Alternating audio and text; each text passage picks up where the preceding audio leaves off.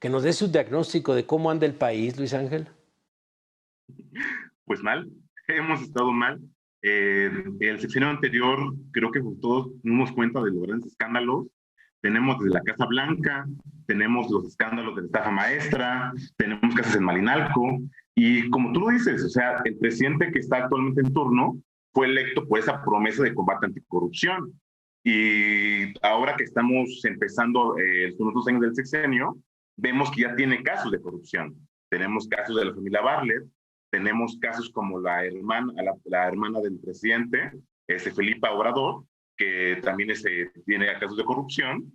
Y así que nos damos cuenta que hay un gran combate para atrás, porque tenemos el combate contra la estafa maestra, con Rosario Robles, y el combate con el exdirector de Pemex, pero se congelaron. Y aquí es muy importante ver algo que es el criterio de oportunidad, que de pronto, o sea, que es un criterio que está empezando a utilizar para usar a rivales políticos del pasado para que empiecen a hablar del presente y empiecen a hablar de cómo hicieron los actos de corrupción. Cosa que es muy interesante, pero a la vez no nos sirve nada legalmente, porque el criterio de oportunidad no se podría usar porque no es para servidores, no es para personas con gran interés público. Aquí es muy importante mencionar esto. Y dos, tampoco se podría usar porque eso es solo cuando hay un delito que ya está reparado el daño. Y como vemos, la corrupción, el daño sigue falta mucho por reparar.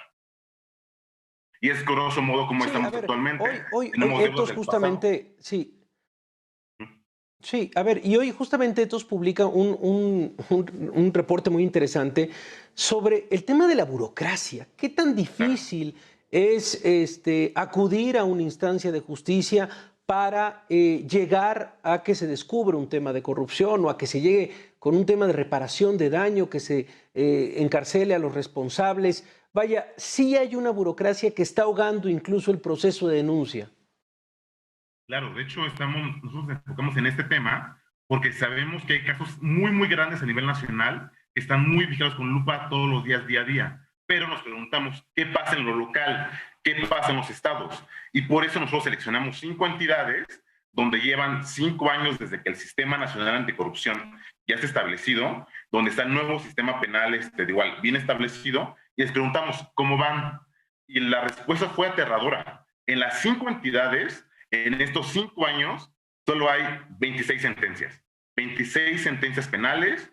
Y lo más interesante es que en lugares como el Estado de México, donde en estos 5 años tenemos 9 sentencias, la gran parte de estas es a policías que estaban involucrados en temas de homicidio, violación o cosas que no tienen nada que ver con la corrupción, pero la Fiscalía Anticorrupción la retoma porque los investiga, porque aún están juntas. La Fiscalía Anticorrupción tiene prioridades para ver temas de investigar a servidores públicos.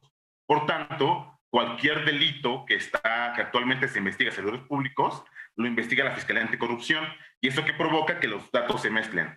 Así que imagínate, si en 5 estados tenemos 26 y más de la mitad son delitos de servidores públicos que nada tienen que ver con la corrupción, ¿cómo estamos? Y tenemos miles de denuncias todos los días que terminan en nada. Y nosotros nos ponemos normalmente en casos tan grandes como la estafa maestra, que son miles de millones, pero no nos duelen tanto porque son dinero que nunca hemos visto. Pero nosotros, al estar en investigación, nos dimos cuenta que hay lugares donde a la gente lo lastima y lo lastima mucho.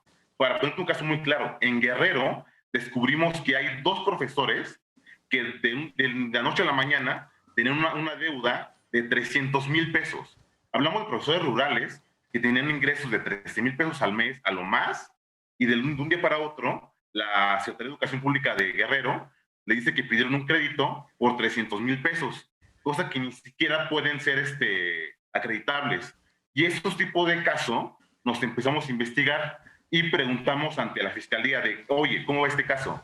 Y nos dicen, no tengo idea de cómo va porque no es mi instancia. Pasamos a la Contraloría, nos dice exactamente lo mismo. Increíble. Pasamos ante el Sistema Nacional Anticorrupción que lo preside el CPC y nos dijeron, no sé ni siquiera de qué denuncias me hablas. Esto es para ponerle ¿Qué es cara a eso? alguien. Hay Sí, dos personas de esos bajos que deben hoy más de 300,000 pesos por una deuda que nunca pidieron. Y es un acto de corrupción inmenso, porque nosotros nos investigamos, nos enfocamos en este tipo de personas que empezaron a cuestionarse pues, temas de corrupción y lo están afectando directamente a ellos. Y como estos, hay casos muy similares. sí, Pues nosotros sí, investigamos en este tema de Guerrero, pero sí, igual hay temas como, por ejemplo, en Chihuahua, donde solo el sí. 2% de todas las denuncias tiene una sentencia. O sea, estamos en niveles donde la burocracia, Sí, como llamamos el artículo, está ahogando a los sistemas anticorrupción, y más que el sistema anticorrupción, a las absolutamente. sentencias Sí. penales anticorrupción. Porque todos los días hay un nuevo caso de Híjole. corrupción, hay un nuevo caso de soborno, hay algo de peculado, pero ¿cuántos se sentencian? Estamos siguiendo todos los días, lupa a lupa, cómo va el proceso de Rosado Robles, el proceso de los Soya, pero los demás en los estados tenemos el caso, por ejemplo, de Chihuahua, donde la campaña del actual gobernador y Sí, la misma imagen, él lucra, que él menciona, que es el estado de más lucha anticorrupción, según datos de Ataco Parmex, pero pues vemos que claro. igual tiene ahí problemas por conflicto de interés y de nuevo, tiene un 2% nada más de denuncias que terminan en sentencia. O sea, no, yo no veo una lucha anticorrupción real, yo veo una burocracia ahogada, yo veo que hay lugares donde las fiscalías ni siquiera saben armar carpetas de investigación bien establecidas, bien hechas, porque los fiscales arman Es muchas eso. carpetas de Sí, investigación, pero cuando pasan a la sentencia se caen, porque hay ahí una sí. Es que, no sé qué sí, mala falta de pericia, falta de sí, comunicación, y cuando una auditoría de un estado encuentra un problema y pasa a la fiscalía y la denuncia penalmente, en eso o no se sí. comunican o contablemente no establecen un anexo de algo, pero cuando pasa para que la sentencien, el juez dice, esto no pasa, esto no es acreditable, esto no sirve. Y eso es lo que sucede si en Es el que, país a ver, tenemos un creo índice de que, inseguridad tan Luis alto. Ángel, es la fotografía justo que buscábamos, Luis Ángel.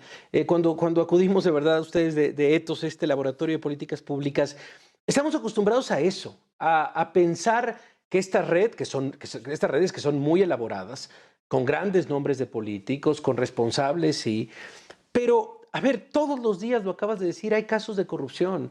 Hay de personas que de pronto de un día a otro tienen deudas de 300,000 pesos que son, diría el clásico, estos daños colaterales que no llegan a la prensa nacional, a la portada o a una nota interior, pero que está ahí y que dañan de manera permanente una vida.